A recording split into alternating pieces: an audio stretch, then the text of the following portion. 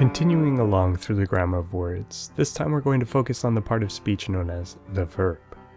We'll study a variety of properties that are grammatically marked on verbs in many languages. Let's start with person, number, and gender. Number and gender we've already discussed with nouns, and they work similarly with verbs. A verb might take an ending to represent a singular number versus a plural number. Consider the example in English, he talks versus they talk.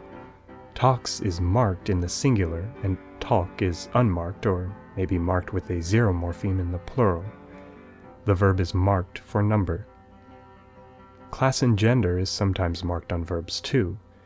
There are languages like Hebrew, Aramaic, and Arabic, the Semitic languages, that distinguish gender in their verb formation. Person is something we haven't covered yet. Grammatical person actually refers to the distance of removal from the speaker. So I'm talking to you. You're the second person. I'm the first person. Somebody else that is neither me nor you will be the third person. But person doesn't indicate number, so if there's a group of us, in other words, if it's in the plural, we are the first person, you all are the second person, and they are the third person plural. It's not at all uncommon for languages to mark person grammatically on the verb. In early modern English, speakers said something like, I say, thou sayest, but he saith, and there the verb ending reflects the person.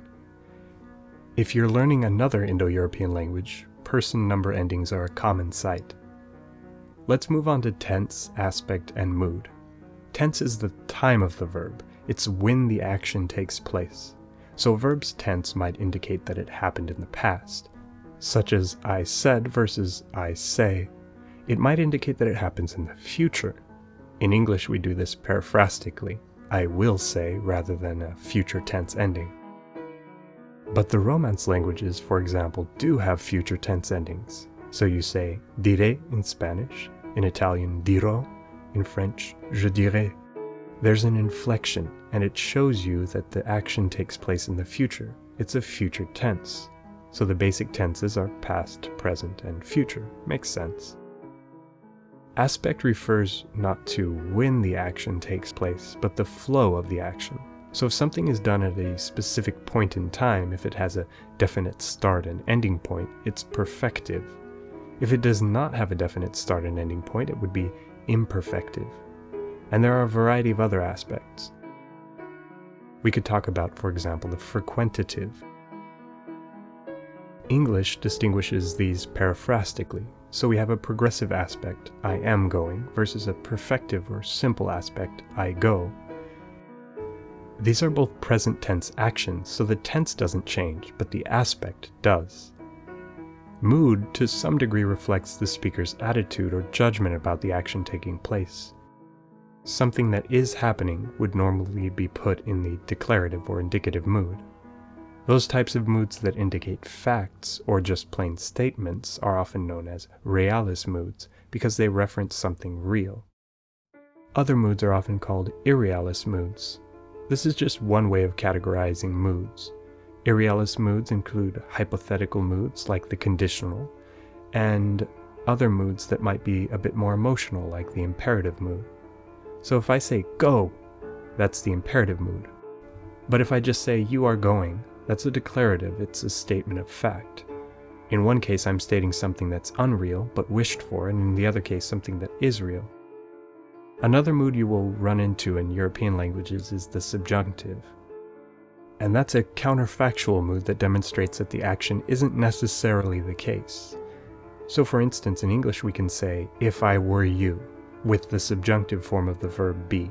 We don't say, I were, outside of that subjunctive, which is because the counterfactual or hypothetical statement triggered the use of the subjunctive mood. The same thing would be said in any Romance language. In many languages, questions and negations are also moods. In Japan, the question, arimasu ka, can be answered with the negative, arimasen, which is marked with the suffix for the negative mood. Another property of verbs is voice, which details the relationship between the action and those participating in the action. The basic voices are active and passive. Active voice includes all of the examples we've used for verbs so far. If something is done, that requires the passive voice. The passive voice in English is formulated with be and a past participle, but other languages do things differently. You can compare Latin, which actually tacks on suffixes to the root to form a passive. So for instance, we have amo in the active, I love, but amor, I am loved, in the passive. You can compare that to English, I love versus I am loved, where I am loved is a periphrastic construction. As was the case with nouns, we can consider all the various forms of a verb, taking into account all of the properties that those forms reflect, and in doing so we conjugate the verb. We can list all of a verb's various forms in a chart or pick out a specific form based on the properties that we discussed. That's called a conjugation. I hope you're now comfortable with some of the basic terms that are used for discussing the grammar of verbs. Next time, we learn the basics of pronouns.